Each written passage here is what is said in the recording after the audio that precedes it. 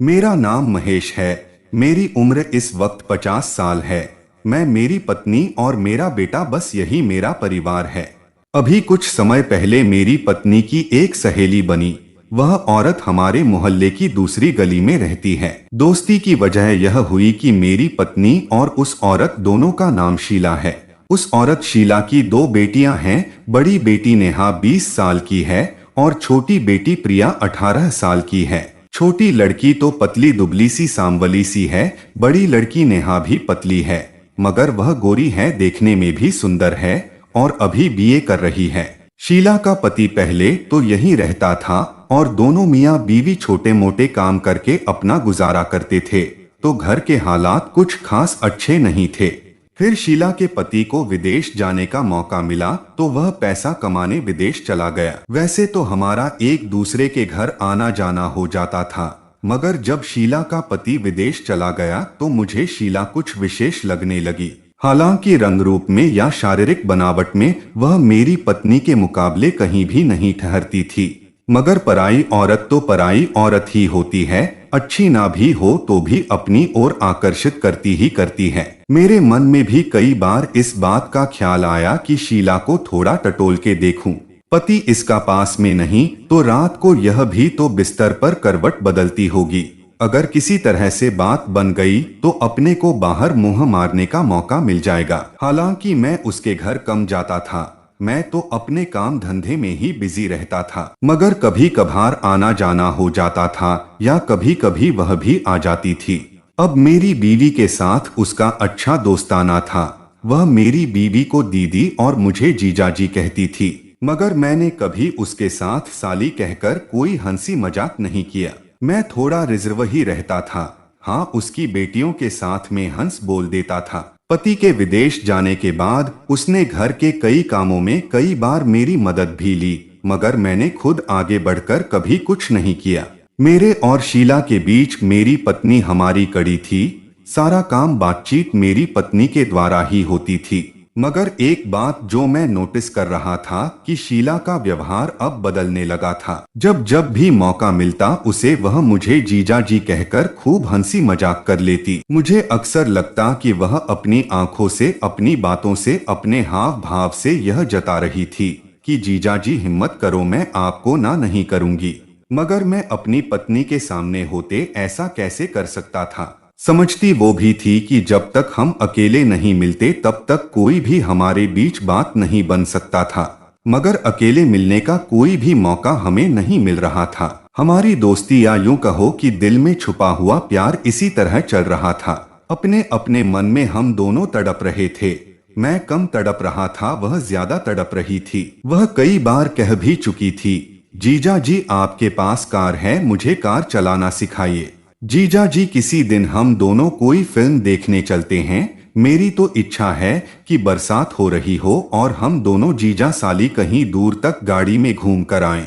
यह सब बातें वह बातों बातों में मेरी पत्नी के सामने कह चुकी थी, और ऐसी ही बातों से मेरे दिल में यह विचार आया कि शायद यह मुझसे अकेले मिलने का बहाना ढूंढ रही है। फिर एक दिन उसने और बड़ा बयान दाग दिया। हुआ यूं कि हम बाजार गए थे, वहीं वह भी मिल गई अपनी दोनों बेटियों के साथ। तो औपचारिकता बस हमने उन्हें शाम के खाने का नाश्ता दिया। वह झट से मान गई। हम एक मिठाई की दुकान में गए। ऊपर उनका ही रेस्टोरेंट बना था, सब कुछ शाकाहारी था। हमने वहां बैठकर खाना खाया। अब उसकी बड़ी बेटी मेरे साथ बैठी, जबकि शीला, उसकी छोटी बेटी और मेरी पत्नी मेरे सामने बैठी। नेहा वैसे भी मुझसे बहुत स्नेह करती थी। हम दोनों चुपचाप बैठे खाना खा रहे थे। शीला बोली, देखो दोनों कैसे बिल्कुल एक ही स्टाइल में खाना खा रहे हैं, जैसे नेहा आपकी ही बेटी हो।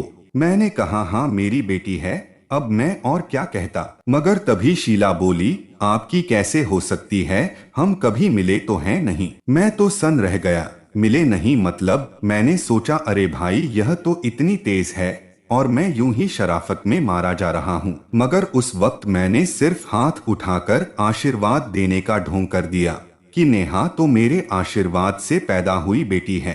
तो नेहा बोली, मौसा जी अगर आप बुरा ना माने तो मैं आपको पापा कह लिया करूं। अब उस बेटी की यह नन्ही सी प्यारी सी गुजारिश को मैं ना नहीं कर सका। मैंने कहा, हाँ बेटा, मुझे तो खुशी होगी, मेरी कोई बेटी नहीं, तुम मेरी बेटी बन जाओ। उस दिन के बाद नेहा मुझे हमेशा पापा ही कहती, मगर छोटी बेटी कभी पापा तो कभी मौसा जी कह देती थी।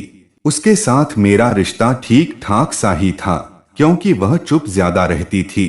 फिर एक दिन नेहा ने मुझसे मेरा फोन नंबर मांगा। उसके बाद वह मुझे कभी कभी फोन भी करती, सुबह शाम को कभी कभी मैसेज भी करती, और मैं भी उसे अच्छे अच्छे मैसेज भेज दिया करता था, जैसा कोई भी बाप बेटी करते हैं। एक दिन मैं और मेरी पत्नी उनके घर गए तो उस दिन रविवार था और वह सब लोग सर के बाल धोकर बैठे थे।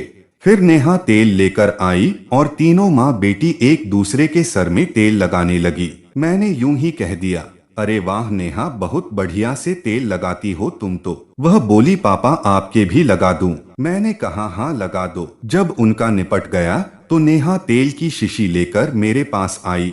मैं उनके दीवान पर बैठा था, वह मेरे पीछे आई और कटोरी से तेल लेकर मेरे बालों में लगाने लगी। आहा, कितना आनंद आया जब बेटी पिता के सर में तेल लगाए अपने नरम नरम हाथों से। शीला बोली, अरे जीजा जी, मैं लगा दूं आपके तेल?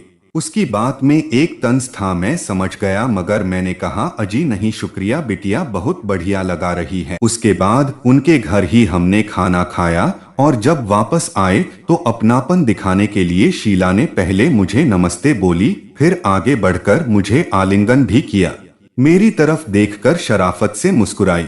वह मुझे साफ साफ इशारे कर रही थी, मगर मैं ही ढीला चल रहा था। मैंने सोचा कि अब अगर एक भी मौका और मिला तो मैं शीला से बात कर लूंगा। फिर एक दिन मौका मिला, वह हमारे घर ही आई हुई थी। मेरी बीवी रसोई में थी। मैंने पूछा, अरे शीला, तुमने मेरा मोबाइल नंबर लिया था पर कभी फोन तो किया नहीं? वह बोली, आप तो वैसे ही कम बात करते हो, क्या पता फोन पर बात करो भी या नहीं। मैंने कहा, अरे नहीं, मैं तो बल्कि इंतजार कर रहा था, कभी हेलो हाय नमस्ते good morning I love you कुछ तो मैसेज करो। वह मेरी बात सुनकर बहुत हंसी, बोली, अच्छा अब करूंगी। और अगले ही दिन सुबह उसका मैं मैसेज आया गुड मॉर्निंग का जवाब में मैंने भी उसको गुड मॉर्निंग का मैसेज भेजा और दिन में ही हम दोनों ने 40 करीब मैसेज एक दूसरे को कर दिए। जितना मैं खुलकर चला वह उससे भी ज्यादा खुलकर चली और अपने जीजा साली के रिश्ते की सारी मान मर्यादा तोड़कर हम दोनों ने एक दूसरे को खुल्लम खुल्ला प्यार का इजहार तक कर दिया। यहाँ तक कि उसने यह भी कह दिया कि अगर आप ना कहते तो मैं खुद ही कहने वाली थी। अब जब प्यार का इजहार हो गया तो और क्या बाकी रहा। वह पूरी तरह से मेरे साथ सेट हो चुकी थी। मन में खुशी के लड्डू फूट रहे थे कि यार कमाल हो गया, 50 साल की उम्र में भी माशूका पटा ली।